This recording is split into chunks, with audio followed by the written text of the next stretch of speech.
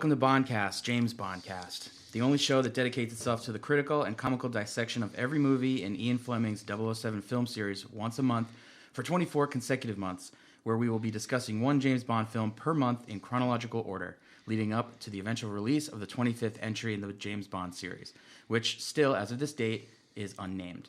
My name is Matt McGregor, and today's episode will be focused on The Man with the Golden Gun, the 9th entry in the 007 series and the second to star the lovely Roger Moore. I'm, of course, joined by my two Bond-obsessed co-hosts, Harris McCabe. What's up? Hi, Matt. I'm glad the reading part is almost over. Yes. And Colin Shaw. Hello, I'm here. I'm ready to Bondcast. And, of course, our lovely engineer, beat master, producer extraordinaire, C-Rock. What's going on, dude? What up? Hey, did you watch this movie? Hell no. That's what I like to hear.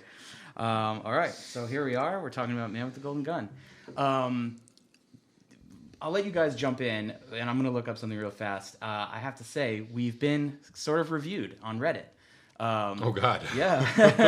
I wouldn't call it a review per se, but I shared the On Her Majesty's Secret Service episode, and someone commented. And it's pretty negative, so I wanted to read it to you guys. Excellent. But go ahead, talk about some shit while I look this up. All right, we'll do some background on this movie. I think I got my roommate to leave a comment on our Oh yeah, podcast. that's good. Everyone should definitely comment, especially negative ones. They're funnier. Yeah. But also positive ones about how great we are. Because I always like to hear that as well. That'd be nice, too. Anyways, I guess we should get some of the boring shit out of the way while Matt's looking it up. This is The Man with the Golden Gun. It's 1974. 74. We were back with director Guy Hamilton, who did Goldfinger, Diamonds Are Forever, and Live and Let Die, and this will be his last one. His final entry as director of the James Bond series. This one, we should go ahead and say it nearly killed the franchise. Yeah, just about. It was one of the least popular. It grossed almost 98 million on a $7 million budget. It made a profit, but not the kind of profits they were making. Yeah, it was definitely the lowest grossing of all the ones they'd done, I think, based on how much they got back, based on how much the budget was. Also, DP Ted Moore, who was in for the last one, quit halfway through, and it was shot by Oswald Morris. The last one produced by Saltzman. Yeah, Saltzman was done after this. Sold his stock sold out. Yeah, and Peter Merton is in for the first time as the production designer, which means that another long-term guy, Ken Adams, right? Ken Adams, is no longer working. And this is actually 1973 was Live and Let Die. 1974 is The Man with the Golden Gun. I think it's like 7 years before they do another one. 77 was the next one. Oh, 76. So it's 3 years before they do it. So they were doing like one a year pretty consistently, and then they take a good long break because it is. This was underwhelming, and honestly, a little underwhelming in terms of the box office, but also critically, was panned in a lot of ways as well. And Roger Moore took a lot of flack for that after being praised in his first outing largely. This one, not so much. All right, I'm ready. So here's what Tom R. Wentz said. Holy shit, the Tom R. Wentz? Yes, That guy knows his shit. I don't know. All right, let's hear his take. Now, this is about the On Her Majesty's Secret Service episode. All right, okay. A classic. Yeah, so I just posted the link. Thank God he didn't listen to any of the early ones. With a brief description of what the show is about. Rip the Band-Aid off. So this guy was honest, so I'll give him that. He said, I listened for about a half hour, but had to bail. As a fan of On Her Majesty's Secret Service, it was kind of a bummer to listen to a James Bond podcast basically just shit on for a while. I enjoyed the banter between the hosts, but there was a lot of I read somewhere that comments that weren't accurate. Also, if you're doing a James Bond podcast, you may want to know how to pronounce the actors' names correctly. Not trying to be rude, just some constructive criticism. Really like the intro song. I'll definitely check out some earlier episodes for contrast. Subscribed. Well, I think that's a positive review. That was actually a positive. You built it review. up like it was negative. I think he loves us. I mean, it was brutally honest. I'll give it that. Yeah. Well, also he likes, if you like On Her Majesty's Secret Service, that's a rough one to come in on because we did not. Yeah. So it's there's definitely and a we difference knew we were pronouncing his name wrong. That was part of the joke. Which exactly that's okay. It's okay that he didn't appreciate that particular humor. I think if he finds one that we liked that he liked, or that we didn't like that he didn't like, I think he might enjoy the whole thing. I am a little offended about the we use the I read somewhere comments, I feel like he's saying that we are fake news. Yeah, and that we are poorly researched, and then we just come in here and kind of wing it without really knowing what we're talking about, which is very true, very accurate. Yes, unfortunately, we try. Hey, you like the beat? Yeah, exactly. Yes. That's what's bringing people in. That's what's keeping them there, listening beyond the first 10 seconds. C-Rock is keeping us afloat here. Yeah. Well, I would say that I want to hear his take if he listens to a different episode, although not the really early ones, because those are pretty rough as well. So he could go back to one of the surrounding episodes and probably get a better feel for what was one that we liked? Goldfinger? He's clearly just mad because he likes that particular movie. Maybe we should did not ask him to be a guest. Tom Our Wentz, if you're listening. Have him call in. Yeah, he can call in and give his defense of well, he can't call in, but we have an email address. It's Bondcast, jamesbondcast@gmail.com. So write in. Tell us what you think. Dude, We can do a segment. We can call it the Why can't Wentz we Factor. just I think call in? we could put it on call him. speakerphone? Yeah. Oh, Invincible. You went too far. All right, let's see.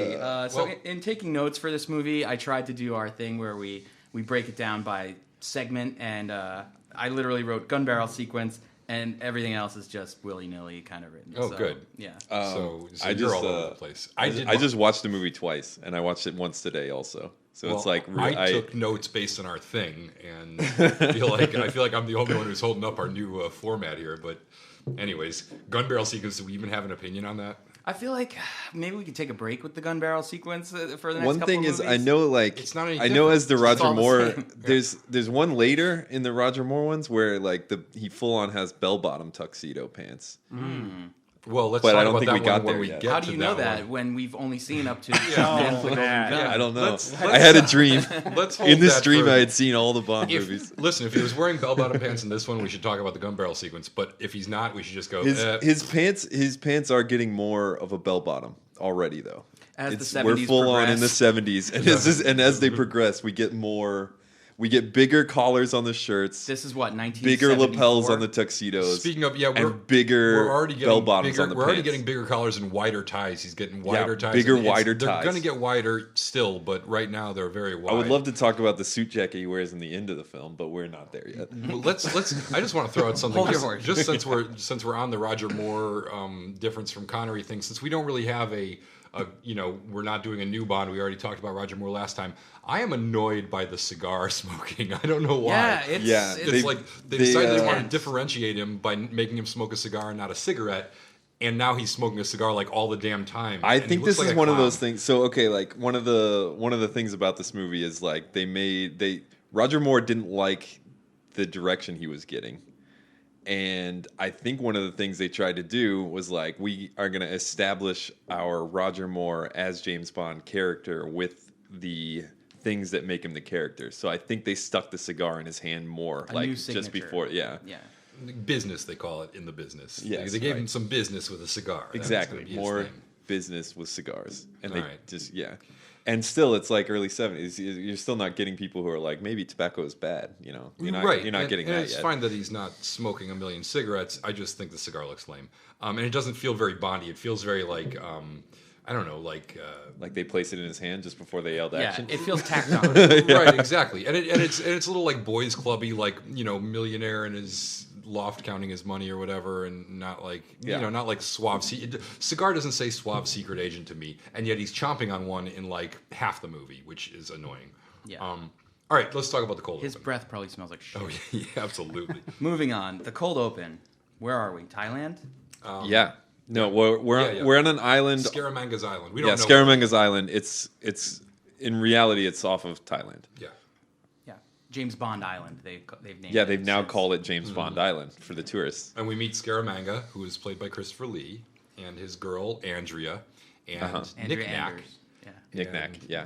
And Knick-Knack, his Knick-Knack, bring me some Tabasco. his dwarf butler. Right. And he comes out Like, with the Tabasco they're not on a eating platter. anything. Yeah. Did you notice that? That's what I noticed immediately. He's I was eating like, Tabasco. It's what gives him his edge. He's got all these things to give him his edge. He just takes a bump of Tabasco right before he goes in for the death match. So we open on the island, and a As you gangster, would. a Chicago gangster, shows up. Actually, one of the guys from Yeah, What- he was it a- he was one of the gangsters in Las Vegas. Yeah, what was Yeah. that company called? Shady Trees, Morton Sleep- Slumber, Slumber Inc. Shady Rest or something. Oh, I he don't was know. from that same. He's an actor. We don't know if he's playing the same character, but he was an actor that was playing one of the gangsters from. I think he's a different character. Morton Slumber. I think this is like I think he's just as much of like another mob goon here, but he's like a higher level mob goon at this right. point. He's So I think probably- he's a probably different some character. other well-known assassin Yeah. that Scaramanga is invited to this island just to test his assassinating skills against another. I actually think Knick-Knack is the one who invited him to the island, and Yeah, is Scaramanga Knick-Knack- just plays along with this. Is Knick-Knack the grand, like, it feels like it's his plan, like it's his whole thing. that- Knick-Knack stands to inherit the island. So So it's in it for him, for Scaramanga to die. So Right. if we're gonna let's But there's talk a lot a of little plot bit about holes. this relationship, because we have Christopher Lee playing Scaramanga, and he's got Herve Villechaize, who's his Most famously known for Fantasy the- Island. the plane. tattoo plane. on Fantasy The plane, Island, where he plays against Ricardo Montalban in a very similar relationship, where the yeah, one guy is sort of the boss extremely and the other similar. guy is like the assistant. Extremely similar. Yeah, it's This almost- movie steals a it's lot. Almost like they Will got I the get to play idea. in manservant? Well, Fantasy Island was after this, so it's like they watched this movie. But and they this were movie like, does steal other things. Yeah, This but movie not steals that. a lot. We'll get Fantasy into that. Island stole this whole relationship from this movie. But actually, I didn't get that. What you guys are saying, I know that's how Nick Nack played it off. But then he goes and he tries to, at the end of the movie, he doesn't just retire to this island that he's inherited. He goes and tries to avenge his boss. Because it exploded. Well, And also, that scene sucks. I just feel like, well, let's Real bad. save it for when we get to that, because we disagree on that. I disagree a lot on that. But anyways, so no, I think he's just acting like everything he does is he's working in the service of Scaramanga to lure these guys in here to test his skills and actually mess with him, because Scaramanga, the whole thing is like he wants this challenge of having to kill the best and having a little bit of obstacles thrown in his way. So let's hit the beats. Like, people are invited to this island, either invited against their will or He was paid. He was like, paid, we'll pay you okay. the rest later. So they are there to duel with Scaramanga, who is the man with the golden gun. He Yes. literally owns a golden gun that only takes one bullet. little golden gun, Mr. Scaramanga? He's the world's most famous assassin. He doesn't need more than one bullet because he's that good. He's a killer. He's a He former loves circus killing. trick shot artist. Yes. Yeah. Oh, I Went love into Bond's the monologue where he assassination knows his business. entire history. And Oh yeah, he's he's like, like, Yeah. he's like, Scaramanga, who's that? I don't know who that is. Oh wait, wait, is the he man this with the guy who I golden know gun. everything about? I just remembered. Not only do I know him, I wrote his autobiography. In a scene when he easily could I have ghost been wrote his briefed autobiography, by M, and- and Yeah. it would have been fine and but more it's believable. But that's great because like the M has to always look pissed off at like how much he knows. Right. It's like Yeah. M's like just sitting there through the whole monologue, like, oh god. But anyway, so people are brought to this island to duel Scaramanga, the greatest killer in the world. We learn that he owns a funhouse of sorts where he brings people in to Yeah. trick them. They're with mirrors and dummies and There's different all sorts lights. of remote control stuff that Nick Nack operates. Yeah. Yeah, and laughs insanely from Yes. the next The room. speakers. Maniacally laughing. Yes. And Scaramanga It has a never lot of. It's a lot like loses. sort of like a murder Chuck E. Cheese in Right. many ways. Yeah. Right, it's There's like a a lot deadly Chuck E. Cheese. And importantly, he has a dummy of James Bond. James Bond, yes, because of course the world's most famous secret agent. Everyone knows Everyone exactly knows what who he looks he like. is. To the Yeah. point where we have a lifelike Madame Tussauds caliber copy of him in Scaramanga's funhouse, Right in the middle. right in the middle, pointing his gun. Remember this. That's part of the people. problem It'll with come this into movie, play though, later. is like they do. I mean, we always make fun of how famous James Bond is, but in this one, it's like problematic how famous he is. He's like getting recognized too much for Yeah. it to make sense. even J.W. Pepper recognizes him. J.W. Pepper should not have been in this Okay, movie we at just all. not even. Let's we hold just on say JW. JW. We'll- That's a we'll whole- get back to that. I mean, I'll be shouting when we get to JW Pepper. So, anyways, the cold open is this Wait. gangster gets invited to Scaramanga's island. Right. And gets sent into this fun house where he is hilariously, for a guy who's a famous killer apparently, he is hilariously bad. He keeps on shooting at reflections and noises and obvious like Chuck And E. when he Cheese style shoots animatronics. when he shoots the Al Capone mannequin, he apologizes to the ghost of Al Capone, Yes. which is pretty corny. Yeah. Yeah.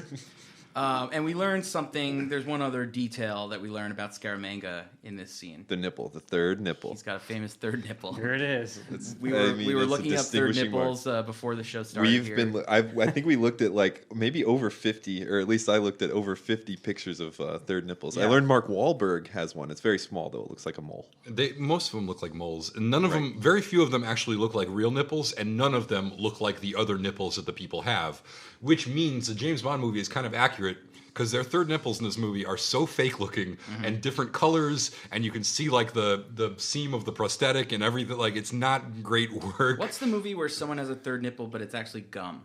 They like take gum out of their mouth and they put it there. Do you guys know what I'm talking about? I don't know that. Oh my god, I have to look this up. yeah. It's Wait, clearly- can I just stop clearly for a a second? classic. Yeah, please. Why what does this have something to do with anything? Why did they Well, decide to put third nipples on Scaramanga people? is a legendary assassin, very famous, but little is known about him. No one knows what he looks like. No one knows where he lives. As opposed to James Bond, who everyone has like is everyone has the James Bond rookie cards action and knows figures. exactly what his Exactly, face right. looks like. Right. Scaramanga is a But mystery. when you're trying to Except- find someone, if you're like a detective or whatever, you want to know distinguishing marks. Do they have a tattoo or whatever? Lord. So Okay. part of the legend of Scaramanga is the way you can identify him, know who he is that he actually has a third nipple. And it's mentioned in the movie that in some cultures this is a sign of virility, and in some cultures people with third nipples are thought to be invincible. Yes, invincible. And this comes into play in the movie in a plot sense later when James Bond actually tries to impersonate Okay, Scaramanga. so the third nipple is important. It is Yeah. important to the All right. plot. Yeah, it is. Okay, I found the movie, Bizarrely. guys. It's Mallrats. Did you ever see Mallrats? Oh, I have yeah, seen I've seen Remember they Mallrats. go to see like a psychic or something, and she a topless psychic, I think, Yeah. and she has a third nipple, and then Yeah. the scene ends. Oh, yeah, and she yeah. steals it off and puts Yeah, it in The her I mouth. remember psychic. Oh, Great. yeah. That was obviously Mallrats, one of the classics of American cinema.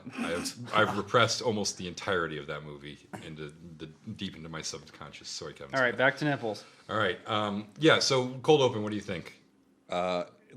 It's almost cool, but it's too ridiculous. It's really cheesy. It's very unique, and it lacks James Bond. I like that it was unique. Yeah.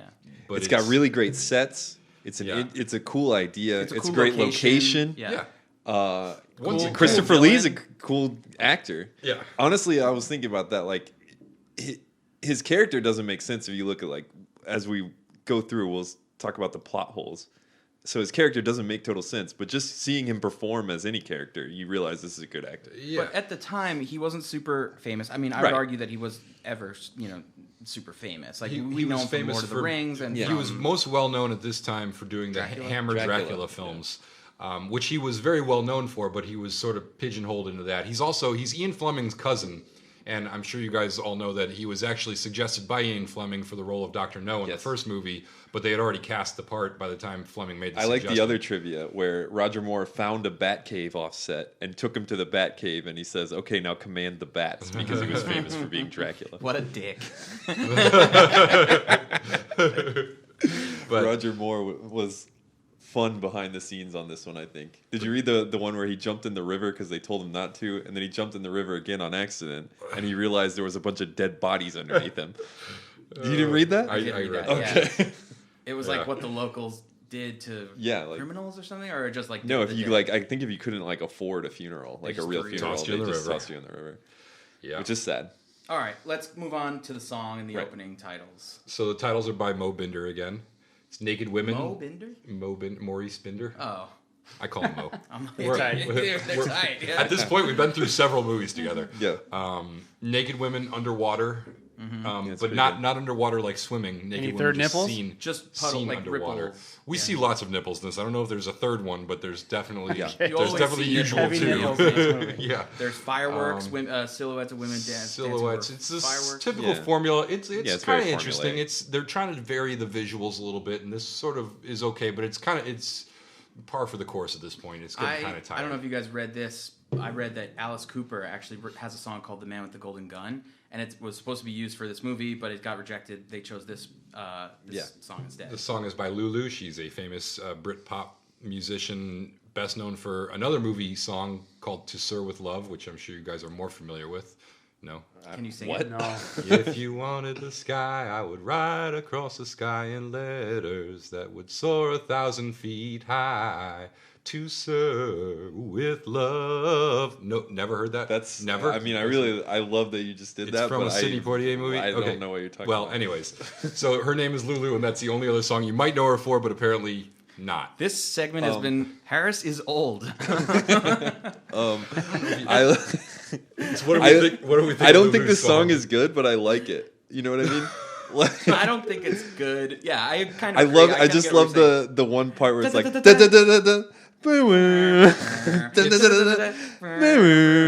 It's sort of reminiscent of the Shirley Bassey sound of like kind of that soul funk. It reminded just- me that we're in the 70s. Yeah, Right. and I just that one little riff is so 70s and so I would like argue that "Live and Let Die," the previous movie song, it was ahead of its time. That Yeah. doesn't feel like the 70s to me. That's like a And real. it doesn't rock feel like a song. James Yeah. Bond. It doesn't theme. feel like a James Bond theme. This brings us back to like, dare I say, the corniness of James Bond. It's a little corny song. Yeah. It's definitely. I think it's supposed to be suggestive of those earlier songs that they had. I think that's one of those things is like when if you're gonna make a James Bond song, are you gonna go with the title as your chorus, or are you gonna like try to work it in somehow else, or what are you gonna do? Because like there's either you just take the title of the movie and you belt that out right in the middle of the chorus, or The you man like try with to the make a song golden gun. that's about something. Right? Exactly. Yeah. Exactly. Yeah. See? You know, I'm of two minds about this. I feel like there are good ones where it's not the title of the Yeah. song, and maybe are there ones where the title is never even mentioned in the song? I think there are, right? I thought that's what the Tom Jones one was that we did already. Oh, no, Thunderball? he says Thunderball. He definitely screams he said- Thunderball no, for like 30 yeah, seconds. for a long. but It's like an eighth the of the On song. Her Majesty, the On Her Majesty Secret Service Well, one. that doesn't count. That's not even really a song. Okay, what was it? well, there's no, I know one, but we I haven't think the done it Duran yet. Duran Yeah, one, the Duran for Duran the one, which I like, but Dance it's not into really. no, but actually they do Into the mention that it's not the title of the song, but it's Of a you lyric to a kill. Yeah, Yeah, they he do definitely say says it, but the chorus is Spectre. They don't Yeah, say Spectre. Spectre, right? Okay, yeah, I guess. So they don't say Casino Royale in the. Chris Yeah, Cornell. you're right. They don't say that. Yeah, so I think I they get can't away from believe this you at guys some are point. doing but- this. I know. What movies are we talking I about? don't even know. I'm just imagining future movies that might be. I don't. Oh God, let's just talk about something else. Okay, so should we do like the? Are we should we talking- try to do the plot summary? Yeah, sure. Plot summary? Do you want to give a shot? You're the plot summary guy. All right. Let's see how quickly you can do it. All right. All right, on the clock. Ready, set, go. So we start out, we meet the man with the golden gun. His name is Scaramanga. He lives on an island. He kills people there in his crazy murder funhouse. Then we go to James Bond. He's got to meet with M because that's his job. M's like, we got a golden bullet with your number on it. We think that means Scaramanga's after you. And he's like, oh, I know all about this. He's a man with a golden gun. He wants to kill people. Then he's like, I'm going to go find him.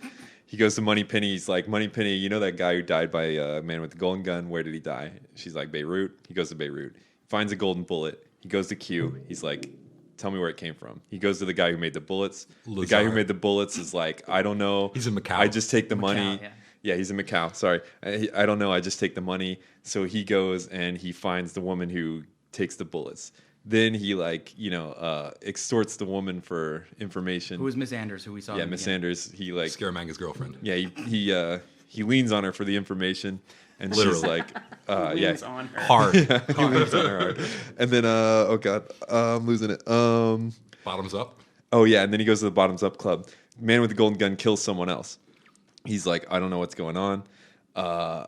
Then The guy he kills is an energy scientist that Bond was originally supposed to be oh right, tracking. yeah, that guy's got the Solex agitator, which makes solar power real. So they realized that he wasn't trying to kill Bond after all. Right. So they realized he wasn't trying to kill Bond after all, or was he?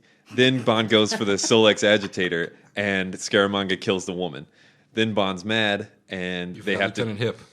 Yeah, and Bond's got friends, and they get the Solex agitator, and accidentally his woman friend Goodnight gets trapped in the trunk of Scaramanga's car. Scaramanga takes her and the Solex agitator. Bond's got to go after Scaramanga. He ends up on the island.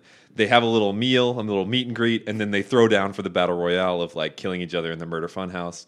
Then Bond destroys the whole place on accident because Goodnight kills Reggie Jackson. And,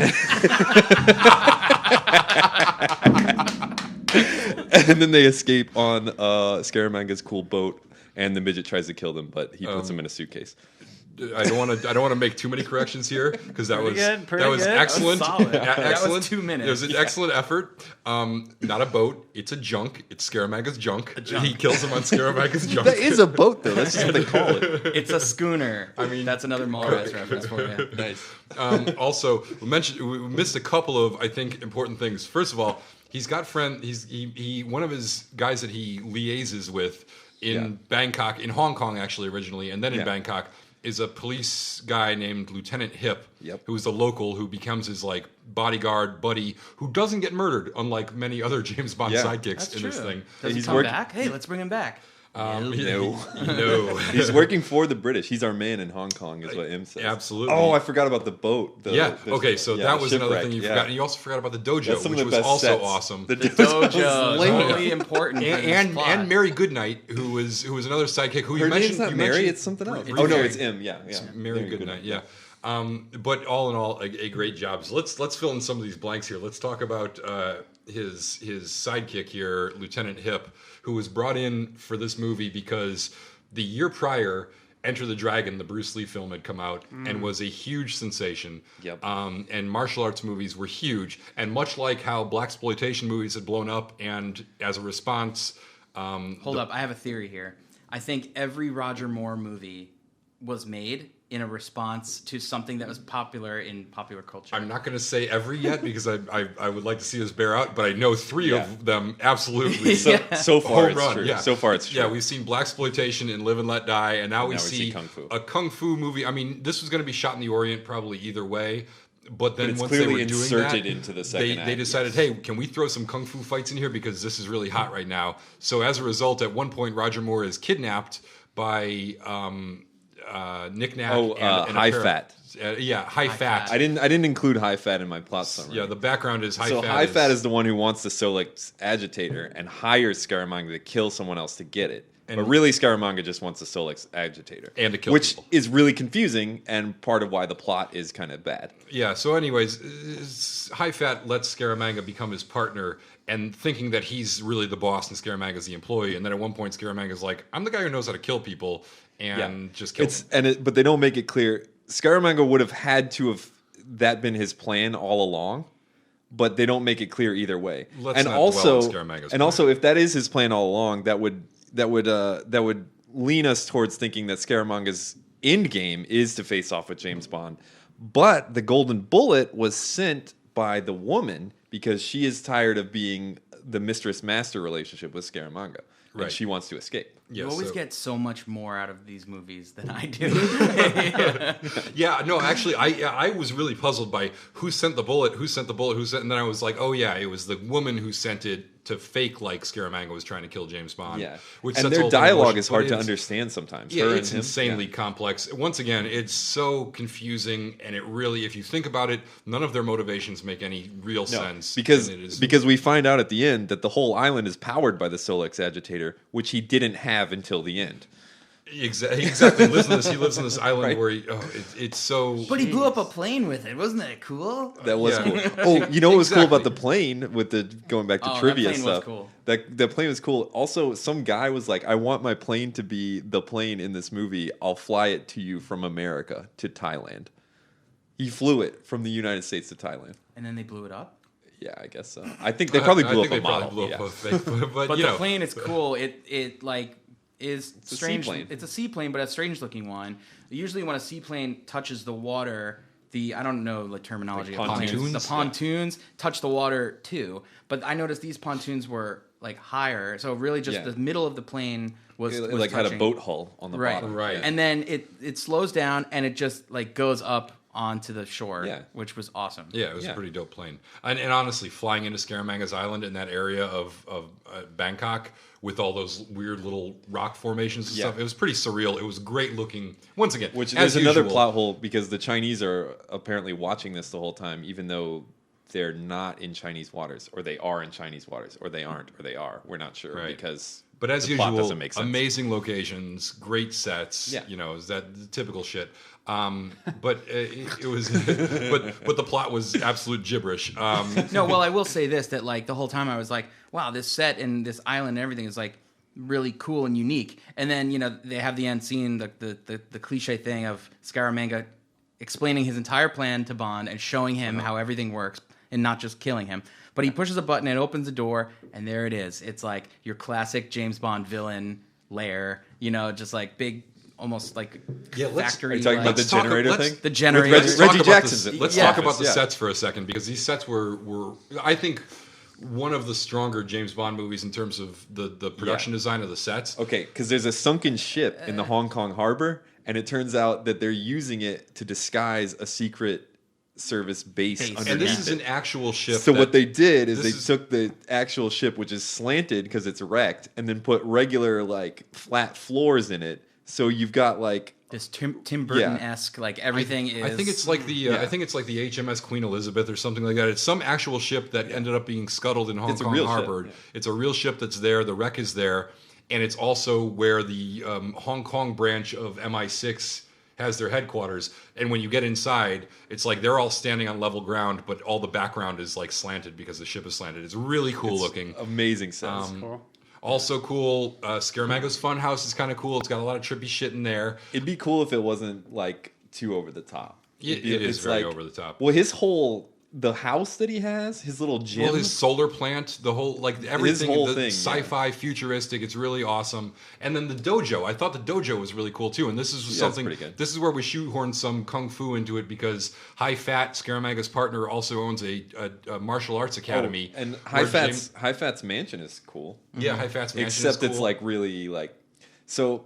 Part of the problem with this movie is that it kind of generalizes anything Asian into just being Asian. Oh, this movie is pretty racist. Yeah, it's pretty racist. There's a lot of parts I want to talk about. So High Fat has a bunch of statues in his garden, and some of them are sumo wrestlers, even though they're in Thailand. And some of them are and samurai, some of them are kung fu guys. Yeah, and some of them are just hey, these guys have slanty eyes. Let's just throw them in there. Pretty bad. It's pretty fucking bad. It's brutal. Did you guys get to the trivia thing that said they wanted to actually have another, I forget if it was High Fat's business partner or an enemy, but another guy named Low Fat, and they decided against it, not because they realized they wanted High Fat to have an underboss named Low Fat. Yeah, they I guess they know where to draw the line sometimes. No, they don't. They just didn't want to pay for more stuff. But yeah, no, I thought the kung fu fight at the dojo was pretty cool, it's the fighting itself is terrible. Oh yeah. Well, by kung fu fighting standards, I mean Lieutenant Hip. If you compare that to actually watching Enter the Dragon, it's ridiculous. Well, Enter the Dragon had actual martial artists in it. Lieutenant Hip learned how to do martial arts for this role, so he was basically no better off than Roger Moore was at doing karate. And Roger Moore's fight scenes are all bad in this. The Beirut one is bad. I like the Beirut one. I thought it was kind of like that. I actually thought the one in the belly dancer's dressing room. I thought that was pretty good. I was actually. Oh, you mean hopeful. when you see the crew in the mirror? Did you guys notice that? Yeah, no, I didn't see that. What I did see was something that looked like actual three guys kind of brawling and looked kind of violent for once, where it wasn't just weird random. When in a real brawl, have you seen someone sort of hunched over something, and then someone comes up behind them and just kind of throws their upper body and arms on them, and then waits a second.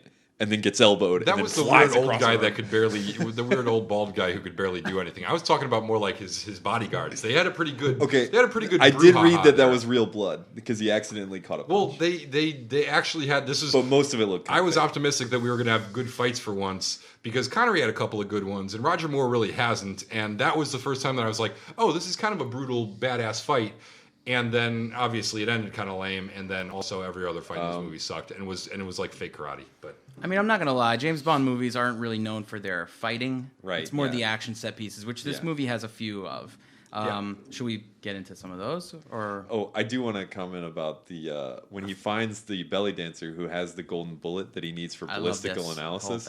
She uses it as a lucky charm in her belly button when she does her belly dancing, and to get it away from her, he starts to make out with her, and then he tries to grab it, and then she moves his hand back around to her buttocks, and then he's like, oh, what am I going to do? So he accidentally knocks something off of a table behind her, and he says, oh, clumsy me. And then he goes down and starts kissing on her belly like he's going for I think he's going to go down. Yeah. And then he goes for the golden bullet with his mouth. Then the henchman walks in, and it shocks him, so he accidentally swallows it. When he gets out of the fight, the taxi driver asks him if he wants to go to the hotel, and he goes, "No, the nearest pharmacy." And then Q analyzes that bullet, which we can only imagine. Yeah. Shit it out. I think he probably used Happens Ipecac. out. The girl. happens off screen, so we'll never know. Yeah. I wrote down. The girl says, "Oh, like when she realizes it's gone, she's like, oh, yeah. I lost my charm." And Not Bond from where I'm goes, standing. "Not from where I'm standing." Yeah, that's great. Classic. Classic. All right. So shall we move on to the action pieces? Yeah, sure. All right. So let's talk about the most famous one, the slide car whistle. flip? Oh. Yeah. Oh. Let's just do the whole car chase. Because this, honestly, I told you guys before we started, the only things I remembered of this movie from whatever, when I saw it in childhood, were the third nipple, which we've discussed already and should probably get at more a little bit, but and also this terrible, terrible car stunt where the car corkscrews off a ramp and there's a slide whistle, like a legitimate cartoon sound effect. Yeah.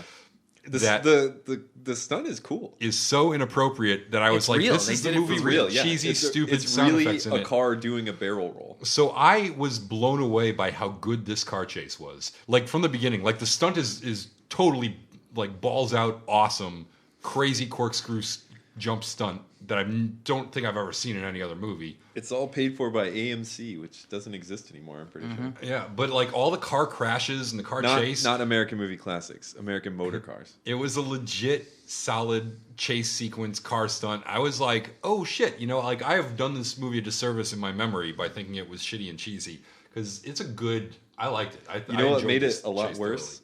J.W. A character Pepper. named J.W. Pepper. Oh god. So much like the previous movie, our favorite redneck cop appears just for this one action set piece and then is never seen again in the rest of the movie.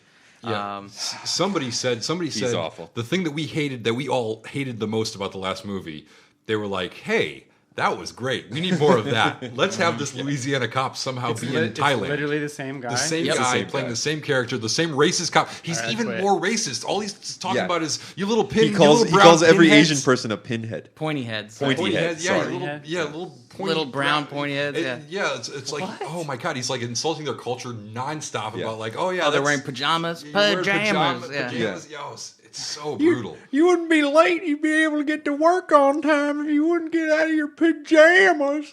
Yeah, that's like exactly so what it bad. says.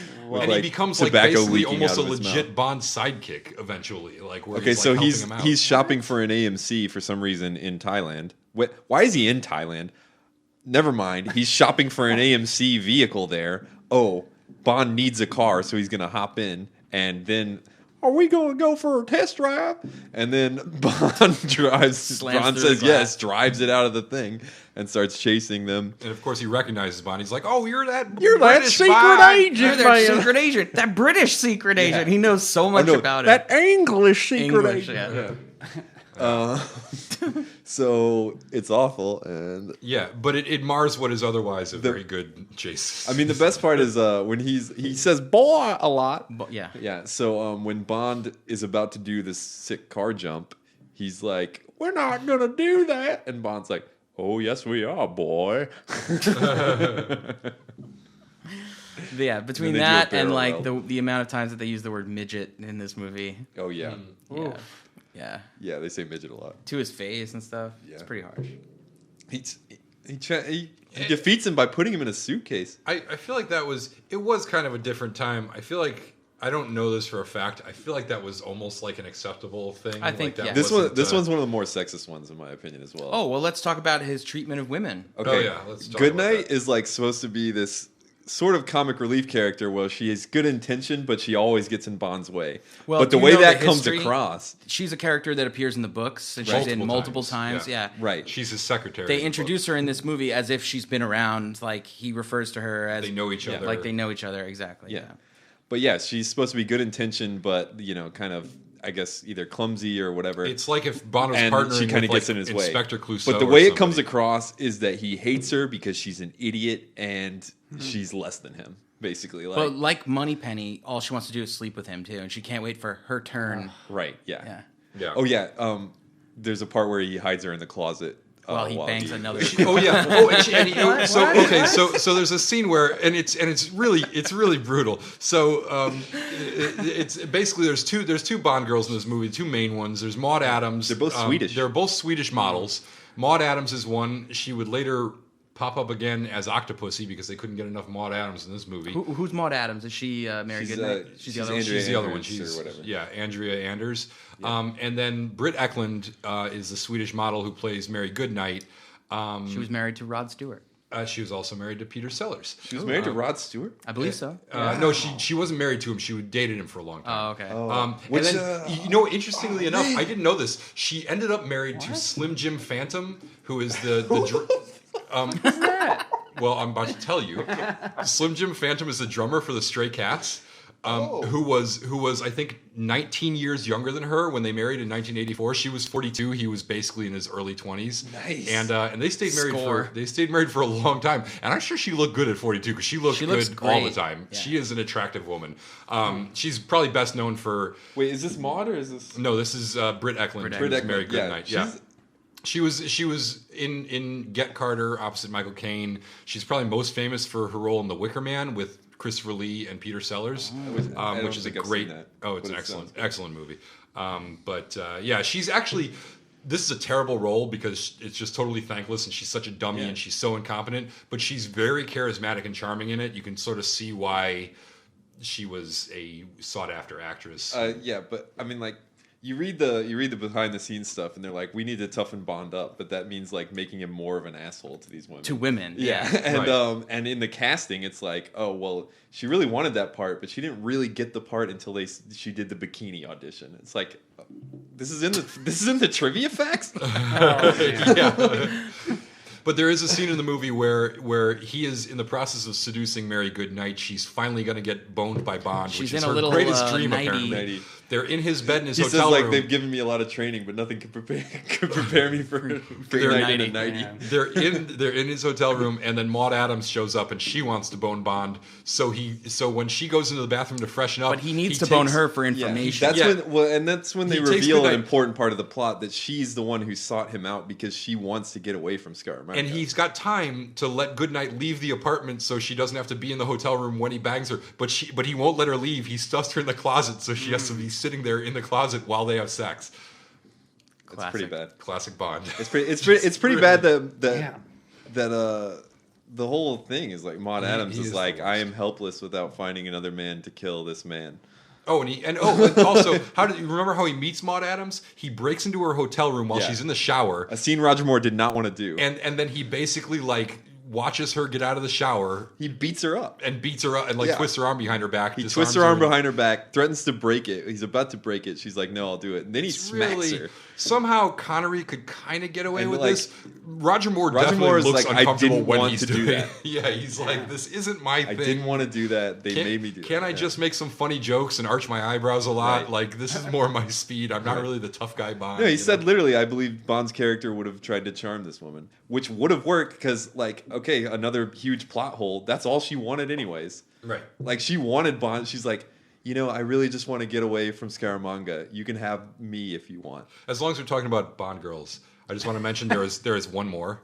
3? Yes, there's one more who makes the woman at High Fat's mansion. One appearance in a swimming pool. She is a naked Asian woman swimming in High Fat swimming pool. She introduces herself. Her name is Chew Me. Chew Me. Chew Me. We're getting some great Chris reactions tonight. What? I feel like they're not even trying. They're trying to be dumb on purpose. Oh, it's pretty brutal. That's like Austin Powers. Like, yeah, that is an Austin Powers level pun, and she literally shows up for one scene just to be naked, swimming in a pool, and introduce herself as Chew Me. Oh, she does have and flirt with him for like 5 seconds, and then she's never seen again. And it's the same scene where we see Bond wearing the fake third nipple to pose as Scaramanga. Oh my god, it's a little silly. And in the background is the fake sumo wrestler statues and all this other bullshit. So it's a pretty. Stupid, ridiculous. I'm glad you brought up the sumo wrestlers again because one of my favorite what the fuck moments in this entire movie he grabs his ass. Is when the sumo wrestlers attack Bond. They ambush him because clearly Scaramanga and High Fat are in cahoots. And Bond thinks he can pose as Scaramanga, but he doesn't fool anybody. So when they invite him back to the mansion, they sabotage him. And Knick-Knack, who is wearing like a loincloth and has a pitchfork, like dressed up like a little devil trident. with a mask. Yeah. And two giant sumo wrestlers attack Bond. Right. And So the sumo wrestler attacks Bond, and he gets him in like a bear hug situation. But Roger Moore's really tall, so he tries to go over his shoulders with both hands and grab for the like sumo thong thing. And his strategy is to pull on the sumo thong thing so that it suffocates his balls. But which seems stupid because sumo guys are throwing each other around by those things all the time. But before he does that, somehow edited into this fight scene is him two-hand fully just grabbing both cheeks. Either cheek, yeah. And give it a good grope, like he's gonna try to torture him by grabbing his ass cheeks so hard. They're really manhandling him. Is he in a sumo? No, he's not. Yeah, he was just on the property and like he grabbing gets bare sabotaged asses by these two sumo guys who come out of nowhere. It's like his instincts Oh, took. Bond is grabbing this guy's bare ass. Ew. Yeah. It's like he saw bare ass and his instinct took over and he just grabbed it. He's just like, I just can't help it. I love ass. But it's like what that to me that's in the editing room. Like why is that left in? It's very intentional and it makes no sense and it is insane.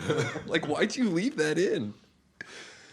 If J.W. Pepper represents maybe a low point in this entire franchise for me, I think that represents one of the real like what the hell. And in that scene, he almost gets killed by the little person. Oh yeah, Nick Nack almost stabs him in the throat with a trident. Yeah, and then High Fat steps in and is like, no, yeah. we'll send him to the kung fu school because we need that because Enter the Dragon made a lot of money. Yeah, exactly. I mean, because that's part of the plot. There's another great little scene that I loved, and it's going back to that. Right before the car chase, there's that boat chase, or it's right after the dojo scene. Yeah, Bond, or what is it? What's his name? Hip escapes with his nieces, who are ninjas or whatever, and they're schoolgirl ninjas. They go there to save him. Yeah, schoolgirl ninjas. And Bond is right there, but he doesn't care. He just drives off, doesn't save Bond. So Bond is forced to run into the distance, and there's like a a river or whatever, and there's a boat. He gets in the boat. He's being pursued by ninjas in pajamas, right? All different colors, and he gets in the boat, but he can't figure out how to get it to go fast. It only goes a certain slow speed.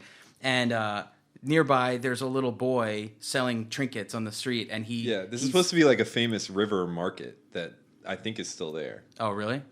Some kind of river market where you can like buy and sell goods like all on the river. So the kid, little foundlings, little lost orphans, go and right? Yeah, so he's got a carved elephant. He sees Bond. He jumps in the water. He swims to his boat and climbs in, and he's got the carved elephant, and he offers it. He's like, I forget, 50 baht. Yeah. And then he's like, no. And he's like, for you, 40 baht. And then he keeps very going. Handsome man. He keeps going low, low. And so finally, Bond says, if you can figure out how to make this boat go faster, I'll give you 20,000 baht. And the kid just leans over and turns a little knob, and it's like a limiter of some kind or whatever. It's like the fuel line has a stop in it or something. Exactly. And it starts going fast. And then Bond goes, I'll have to owe you. I'll have to owe you. Grabs a kid by the arm and throws him out of the boat. Another scene Roger Moore did not want to do. Super dick move. It wasn't cool at all. Horrible. Yeah. Yeah, he's a real dick in this movie. Yeah, they make Bond kind of an asshole. asshole. A real dick in this movie. You want to talk about? You want to talk about like sort of analyze the bad guys that we got here, who we like and who we don't, and what? Yeah, and we'll segue that into the final battle. Okay.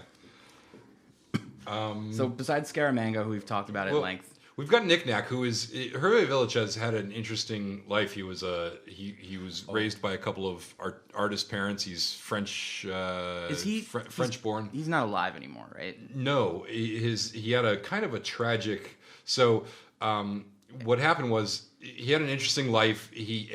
Fantasy Island made him very wealthy and very famous, and he dated full-size models and all sorts of human size. Yeah, he had normal people-sized models. Yeah. But he also had like a pretty tragic life in that he eventually overplayed his hand negotiating his Fantasy Island deal and ended up getting replaced by the guy from Mr. Belvedere. And the series went off the air shortly after that because the guy from Mr. Belvedere is no Herve Villechaize. However, Herve ended up. How good was Fantasy Island in your opinion? as a series all time. One of the great television series. It was on for 7 seasons or something like that. I mean, I think it's good. I'm just like trying to gauge your like. I was not a fan. Okay. But Interesting. But anyways, so he ended up getting into drugs and having some drinking problems and whatever. His wife left him. A little bit of drugs. A little Goes bit of a long drugs. way. Yeah, exactly. But no, the sad end of the story is that he eventually shot himself to death. I remember when it happened. I feel like I heard it was a shotgun.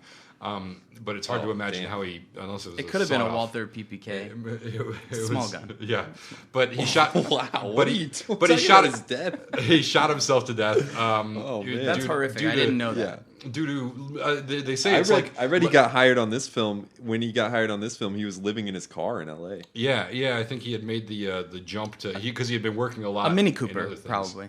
Oh my god! I'm gonna turn your mic. What?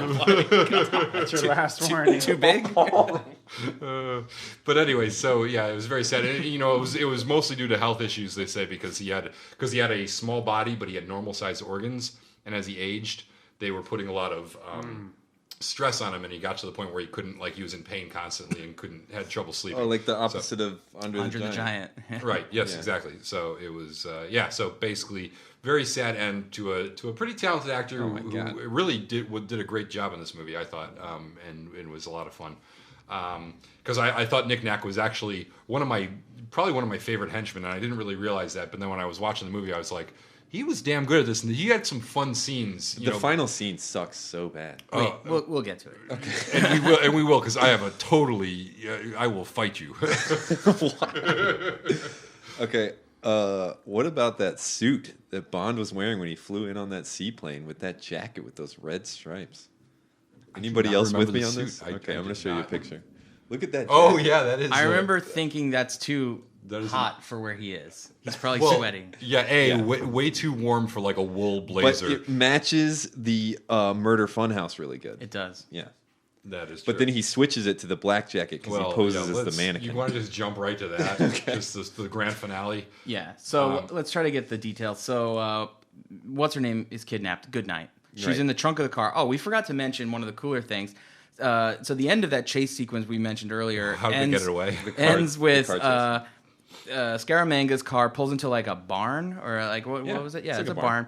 And Bond and J.W. Pepper are about to go inside and catch Scaramanga when suddenly the Thai police show up and freeze or whatever. J.W. Pepper's like, "Don't worry about it. I'm with the Louisiana State Police.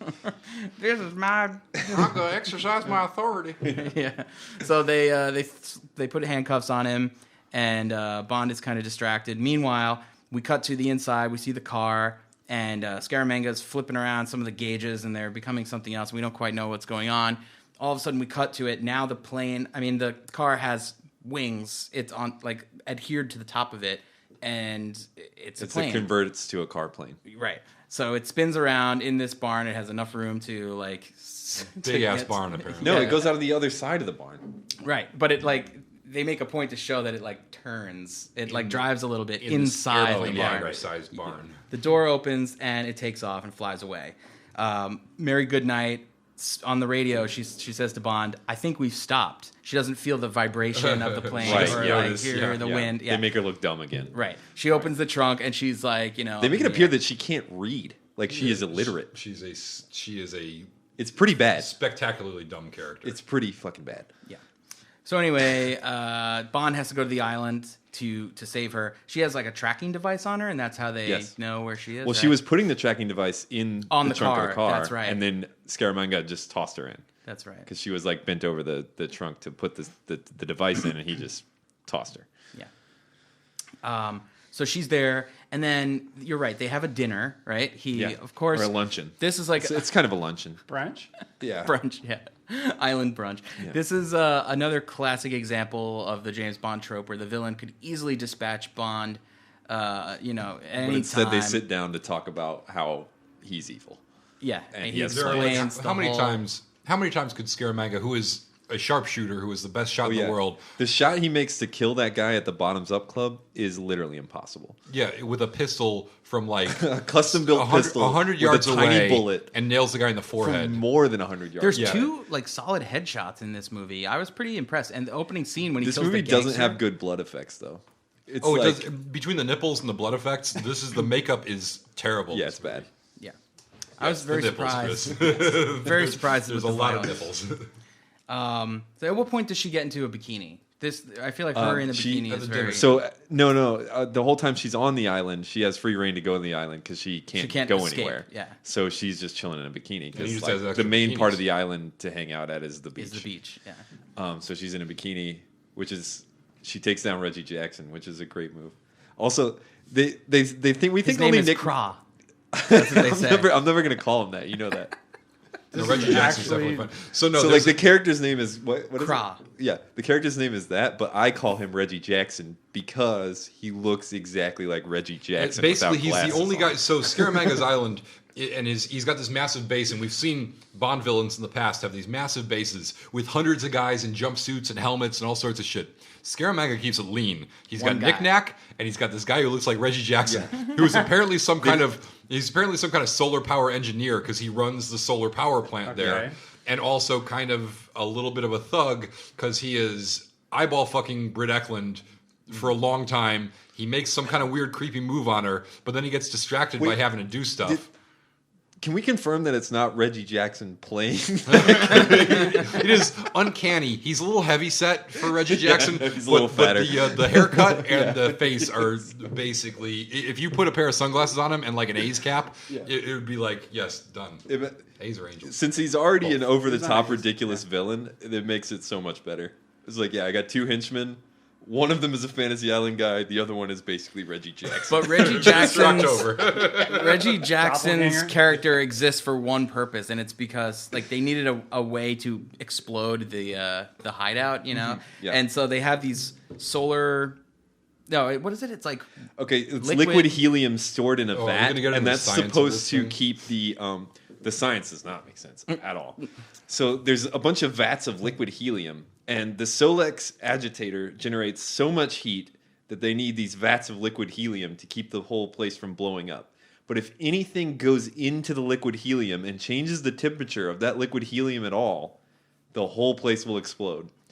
And Goodnight, when she hits a home run by knocking out Reggie Jackson with a giant wrench. God. Yeah, she really does kind of swing a wrench like a baseball bat too, which is great. He falls into one of the vats, and that starts a chain reaction, which will Blows up the entire island. Also, did you And notice that Bond when is pissed because he's like, "Can't you read the sign?" the sign that says "Don't throw bad guys into the vat"? Or how about when he's down in the laser trying to get the solar agitator? He's like, "Just press the off switch." Oh my and she's God. like, "I can't read this." Just press every damn button. and so she presses the buttons, and then it's a whole thing. What I thought was also funny was when She hits the button with her butt. She does hit the button with her butt, but it doesn't turn the She's thing still wearing off. a bikini at that But they point. think it turns the thing off, and then it doesn't. And then Bond is like alarmed when he almost gets his head blasted off by sun rays or whatever. It's ludicrous. The entire science of this is ridiculous, but also it's funny because when Scaramanga is giving him the tour, Scaramanga inherited this solar power plant from High Fat. And as he's giving him the tour, he's like, he doesn't say that's how he got it. Well, no, but He's like, "I built the this." implication is that. But like, why? But how? No, but he does. That was High Fat's plan, was to use this solar power thing, and that's why when But High Fat never built a facility like that. But when Scaramanga's but everyone says at the beginning of the movie that this is High Fat's goal is to build this solar power plant and blah blah blah blah So blah. he stole the blueprints from High Fat's No, I think complex? he built it. I think High Fat built it for him because they were partners or something. I don't know. All I know is that when Scaramanga's given the tour, Scaramanga Of course you don't know because it doesn't make sense. Well, no, nobody's contesting that it doesn't make sense. Right. But as Scaramaga's giving him the tour, he's constantly like saying things like, "And this is some kind of science thing. I don't know how it works." And James Bond is like, oh, that seems like it's a bunch of liquid helium to freeze with. Like James Bond Bond knows automatically how the whole knows thing more works. about He's Scaramanga's like, well, you plan. certainly know more than me. Yeah. Yeah, and Scaramanga's like, Scaramanga's I don't like, give a shit. All I know is I got this. this. I got Reggie Jackson. Yeah, I got this agitator. I got the power of the sun.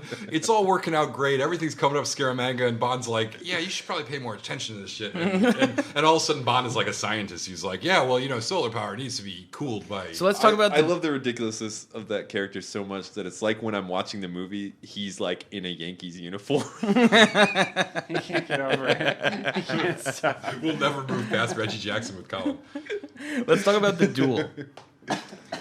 So Yes, let's talk about so the duel. Scaramanga basically he challenges Bond to a gentleman's duel. This is the end duel? Yeah. Yeah, and So it takes they're- place in the murder fun Well, house. not No, yet. takes First, place on the beach. they're on the beach, standing back to back, and they're going to take 20 paces and turn around and shoot each other. He's got the golden gun. Bond has his Walther PPK. Golden Gun is one shot. Walter BBK is six. And he But says he Scaramanga only only needs needs one one. bullet. Right? So they take their 20 paces. Knick-knack Counts counts, off. and we hear all the numbers. 1, 2, 3. Right? So then he gets to 20. Bond spins around. He takes a shot. Scaramanga's nowhere to be found, right? So then Knick-Knack comes out, and he's like, I'm going to show you where he is because I want you to kill him because I inherit this island and everything on it if he wow. dies, right? Which is bullshit because Knick-Knack's just setting him up to get him into the funhouse. Right. Knick-Knack's totally And, in on like, the gag. How is Knick-Knack's income going to support, sustaining this island once he inherits that? Exactly. And are there taxes? No, exactly. This is all part of the. This is all part of the show. Give me to the fun he house. said he lives rent-free. Doesn't he say Yeah, something that's like true, that? yeah. Yeah, but that's only because he kills people for the Bangkok government. Right, that's true. Yeah. I think Reggie has to do batting practice. So Scaramanga and Knick-Knack lure Bond into the funhouse for the duel, and at first Bond is just as dumb as the gangster. He's shooting at mirrors and animatronics and everything, and wasting his bullets. And then he wises up. He sees the dummy that looks like him. The what do you call it? Mannequin, right? Yeah. Well, the first thing he does is he drops off the grid there for. Yeah, so he goes underneath the whole thing. So it's got so many moving There's like parts scaffolding. that it's and- just scaffolding underneath. And Knick-Knack has cameras, so he can see what's going on, and he uses the cameras to manipulate Bond and Scaramanga, and make stuff pop out at them, turns on and off the Knick-Knack's lights a bit and of stuff a like that. voyeur for murder funhouse Yeah. shenanigans. And so Bond wises up and he realizes he's being fucked with, so he goes underneath to where the scaffolding. He goes like behind the scenes. Yeah. So Knick-Knack lost him, and Knick-Knack's scrolling through the cameras trying to figure out where he is. And it's going to work out great for Bond, except for one stupid thing. He drops which his is gun. He drops his gun, But the James Bond mannequin is holding a gun. which apparently is a working loaded gun. So stupid. Which is It is dumb so as fuck. stupid. Yeah. And so here's my complaint, because I think this is like a great setup of like Bond outsmarts Knick-Knack by dropping off the radar, but then he loses his gun, and I was like, oh no, how's he going to kill Scaramanga? He's lost his weapon. And then he, without Knick-Knack seeing him, manages to undress the mannequin version of himself, Take off his clothes, put swap those clothes clothes with on. it, and pose as his own mannequin. And then Scaramanga's walking through the room, and he's doing his thing where he's like looking like a mannequin, and then he just sort of pivots and bang, shoots Scaramanga right in the chest. Yep. And kills him. Yep. And it's like so anticlimactic. And also, Well, they cut the scene. I've got so many questions. I'm like, where did he get the gun? Is it the gun from the mannequin? Why did that gun have bullets in it? What did he do with the wax figure after he undressed it? How did he have time to change clothes? Why didn't Knick-Knack see any of it? It's like, I've got so many questions for how this happened. He's it was that such fast. a great setup, and then they just shat the bed. And not to But it's mention, unfortunate that he Scaramanga's lost a badass. that suit jacket. Because it was so good. It was a good suit jacket. But Scaramanga's this total badass, and then he fools him by like, I don't even mind him posing as his own mannequin. What I mind is like they had a nice steps it would setup. have taken to get yeah, there. they had a nice setup of like, oh, maybe something intense is going to happen, and then it's just What would have been a totally better lame. climax? How would you have ended it if you were? We just hired you to punch this up. We need to fix the ending, Harris. Well, it was longer, and they cut it because they were like, it had pacing problems. Well, Did you read I that? love the idea that he ended up without a gun. And like I would have had him maybe pose as his own mannequin and wait until Scaramanga got close and then jumped on him and had a hand-to-hand combat. What would have been cool Grabbed is the if he golden gun tricked and- Scaramanga in such a way that made Scaramanga shoot himself with his own single bullet. That is what needed to happen. That would have been good. that would have been primo, superb. How do you do that though? How do you shoot yourself by accident? Maybe Ricochet? maybe he switches Yeah. clothes with the mannequin, and then Scaramanga thinks the mannequin is him, and by the time he realizes it, I don't know. I'm just spitballing here. Or you could have done that. I don't the understand tussle either. That you wanted, and then he could have got the golden gun and killed. Or I think Yeah. that's what probably would have happened. Yeah. But they would have tussled and then dropped the gun. He would have Bond to earn picked it it. up and give him a headshot, Yeah. and that that would have come full circle. Either way, it was a good setup. I liked the whole. I liked the countdown and the pacing. You know, pacing 20 steps and the whole thing. And then the ending was kind of lame. And then it's just like once he kills Scaramanga, it's just him versus Mary Goodnight's incompetence to try to escape the exploding plant and save the day. Mary Goodnight's like, I took care of Reggie Jackson. We're all good. And he's like, I got to get the Solex agitator. And then he goes in there and he's like, did you put Reggie Jackson in the helium? Because that's going to kill us all. And she's like, I kind of did. Ooh. And then he's there getting the Solex agitator. And meanwhile, every time the sun comes out, a giant solar laser comes and blasts right where he's working. Yep. And he's telling her to turn it off, and she can't figure out how. And then the sun goes behind the clouds, and he thinks that she's turned it off, and he's like, good job. And she's like, oh, did I do a good job? Like, she hasn't done shit. She's like, oh, I did a great job. Oh, pat myself on the back. And then he almost gets his head nuked. Yeah. You know, when the sun comes back. By the way, out if from that's behind. like some kind of solar laser of like thousands and thousands of degrees, dumb. isn't he only like 1 foot away from it? Like, how does the heat dissipate? Everything through about the it is so dumb. But anyways, they get the Solex agitator. They escape on Scaramanga's junk. They are comfortable. Or I call Which is it- a boat. I It's a call it yacht. the Mortal Kombat boat. It's It like looks the Mortal like Kombat they're boat. off to Mortal Kombat. Except it's very Island. luxurious on the inside. But on the outside, it just looks like a typical junk. Yeah. And big junk, but junk. So the movie nonetheless. ends, and they're about to make love. Finally, Right. The time has come. And you know what's going to happen. We have one unaccounted for henchman. Yes. Knick Knack is in the roof of stowaway. the The junk. ceiling, which the ceiling is mirrored. He's got a knife that he puts in his mouth like a pirate, except he puts it sideways with like the sharp edges. Wouldn't that cut your gums, your teeth, Ow. and your Make- mouth? Making it Everything. abundantly clear to the audience that it is a fake knife. It is not sharp whatsoever. And Okay, just and then after he does that, your he Collins immediately version loses, of this scene, because so, Colin so clearly he puts doesn't. the knife in his mouth in a way that would destroy his mouth if it was a real knife. Matt, you Making get it to be obvious the it was a arbiter of whether fake- this is great or lame, because I making it feel like obvious we're on the opposite. it's a fake knife. Jumps in the bed, doesn't do anything but lose the knife. Then they kind of like dance around in the little room, and he scurries a lot in between, like hiding under things and like kind of kicking Bond in the shins. Then he scurries under a thing. Bond takes a chair, breaks it into pieces, making it clear that the chair is fake, Yep. and then shoves the sticks of the chair underneath the thing he thinks Knick Knack is hiding under. When that doesn't work, he starts peeking under it. Knick Knack scurries out from behind him and like hits him in the butt and runs by. And that's stupid looking.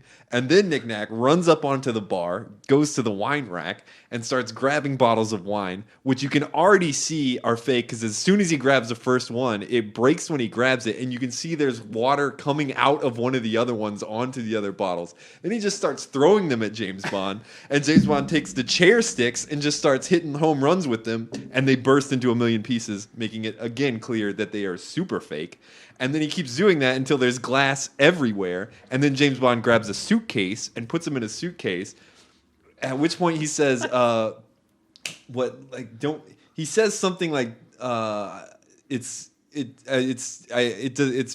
dark in here or something before the suitcase is even on him. Little perspective. Okay. I just want to make something. I just want to see how you saw that scene and how I saw that scene are completely different. Here's what I saw. I saw James Bond, super spy, full grown ass man, 6 foot plus, and the guy who killed the blonde Russian dude, and the guy who's like held his own against everybody, and basically dispatches most people without even any kind of resistance. And Knick Knack is thwarted in his attempt at the dagger stab from the ceiling, which was his original plan, because Goodnight sees him and screams, and Bond is quick enough to get out of the way. Yeah. And then he loses his dagger under the bed and can't get it before Bond gets up and recovers to attack him. Now, Knick Knack is like 3 feet tall. Bond is a full-grown... Yeah, and he's used to working behind the scenes with like levers and gizmos and stuff. Yeah. And Bond is a full-grown dude. Now, I would like to point out that in a previous movie, Wint and Kid came at Bond with a bomb cake and flaming spears, and these are skewers, not spears. Skewers, and these are two assassins, full-grown assassins, huge assassins. 2-on-1, and Bond takes care of him no problem. And actually, their attacks on him look cheesy and non-threatening. And yet, when this 3-foot-tall guy throwing fake wine bottles at you, what this 3-foot-tall guy does, he scurries. He uses his knowledge of the environment. So you're willing to admit that there is scurrying in the scene? Yes, there's a lot of scurrying. He uses his size and his knowledge of the environment to his pro advantage. This scene? Excuse me, I'm sorry, Mr. McCabe. How can you be pro this scene and admit to the scurrying? I will tell you, because when he's clearly an underdog in a physical fight with Bond, he's clearly an underdog, and he uses the environment to his advantage. He uses his size to his advantage. The first thing he does is get under the table and start kicking Bond in the shins. Bond tries to get him, and he evades Bond's capture. He gets under the bed. Bond has to break the chair to attack him, and then he gets out from under the bed because he's not there, and he fools Bond again, and then he gets to the wine rack and starts lobbing bottles at Bond. Why was there a chair like that in that room? It did not match the decor. Yeah, the chair was exhausting. a little weird. Also, I'm not going to talk about the prop master and how he should have made better wine bottles. All I'm just going to say is, if Nick Nack's throwing full-size wine bottles at him 2 at a time, Bond looked terribly threatened by that and was having trouble handling that, and they were good throws. He was I cannot believe what he was right, captured in a feel about this. You gotta wrap scene. this up, for the love of God. Well, Matt, I want you to weigh in on this scene. All right. So he puts him in the suitcase, and he goes. What did you think of the scene? I thought Don't it was dodge stupid. the question. It's very stupid. Yes. I'm the minority Yes, again. it's stupid. You guys didn't like From Russia with Love either, and you were wrong on that one. You're wrong here. I do like where it goes after this, though. So Bond goes up deck. Bond's in bare feet, and there's broken glass everywhere. And he asks Goodnight to just brush it off the bed so they can fuck, and then he just walks back in. Yes, he legitimately does that. She implies that he threw him overboard and essentially killed him. And Bond doesn't say what he does with him, right? So then, here's another plot point that makes no sense. A phone rises up from some gadgetry. The side of the bed. Yeah. And it rings, and it's M. How does M have the phone number to Scaramanga's ship? Yeah. Who knows? But what does he say to him? He's like, he says, like, oh, thank God, 007, we found you. He says, let me talk to Goodnight. And he's like, oh, she's just coming. Oh, yeah. Yeah, she says, she's just coming, sir. I'm like, damn, that's not even a double entendre. That's just a straight up entendre. It's like, instead of... Wow. Yeah, this is too much, because instead of, like, there being an allusion to sex, it looks like he just wants him to listen to them have sex. Yeah, he's like, he puts the stay phone down. Stay on the line, sir. She's about to come. You want to hear some dope shit? Coming any second, sir. Which is, wow. I mean, it's really... on my forearm. Sean Connery bursts out. He's like, I'm here. I'm here. All right, what do you guys? How do you guys rate this movie? This is a 00 scale already. Yeah, here we are. Oh God, We've said it. Who's gonna go first? Who's going first? Go first. I forget who went first last time. I'll go first this time. Okay. I give this a solid 006. I thought it was fun, brisk. There was a lot of different set pieces that are cool. Cool villain. The girls are hot. The song doesn't drive me insane. Cool. Cold open, like cool locations, fun, different stuff, new characters. I mean, it had a lot going for it. Yeah, it's cheesy. Yeah, it has a slide whistle. Yeah, it's racist. Yeah, there's brutality to women. But you know what? I'm able to push those things aside and see it for the better things that it provides. So that's almost how we're up to 007 would be the best you could get. No, 0010 is as good as. No, we're still doing it. I think we've had a couple talking of about the 009s and the stuff. average. Yeah, that was my theory, that if it averages out to 007, then it's a perfect 007 movie. Well, We'll get to that. Sorry. later. I think that's Just bizarre. Clear that up, so that's You want to go, below Colin, or should I? 007. All right. I think I'm ready. Okay. I give it a 5. Almost less, because, it's pretty bad. The plot doesn't make sense. It's one of the more racist, one of the more sexist ones, and J.W. Pepper should not have been in it. Oh God. Oh, No. I I forgot think about we can all JW. agree on J.W. Pepper. I mean, that was a mistake. So a 5 is a generous 5, and it had some problems, some fascinating things. Like this is a good movie for, like, if you when you watch like a really bad movie that still has a lot of man hours put into it, and you just like are like, what is going on here? Wow, they did that. Okay, it's one of those kind of deals. That's what I would say. You were more shocked and appalled by this movie. Yeah, I definitely I feel like I'm with Colin on this one, although we disagree entirely on that last scene. I am with him overall. This is like a movie that's like good despite being bad or bad despite being good. It just can't get out of its own way. It's like the plot is pretty dumb and convoluted. Yeah. The Scaramanga's character is ludicrous, but Christopher Lee is charming, and Britt Eklund is likable in a terrible role. The chases and stunts are good, despite J.W. Pepper and the slide whistle. The ending setup is strong, but the conclusion is lame. You know, I think Villechaize is what pushed. Like, he was a nice surprise for me. It would have been a 004. I think him and his part in the movie, I think, pushed it for me from a 4 to a 5, but barely.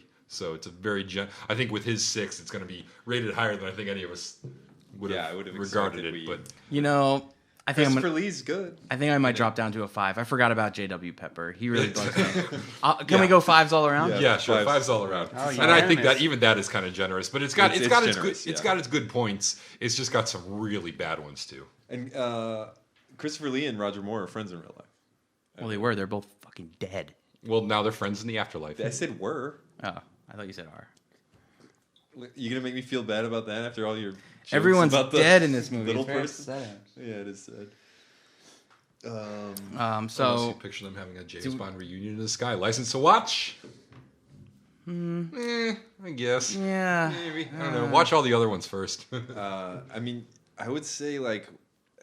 I don't know. You know what? This for me, like, there are a few Bond movies that, looking back, I'm not familiar with, and this was one of them, and I see why now.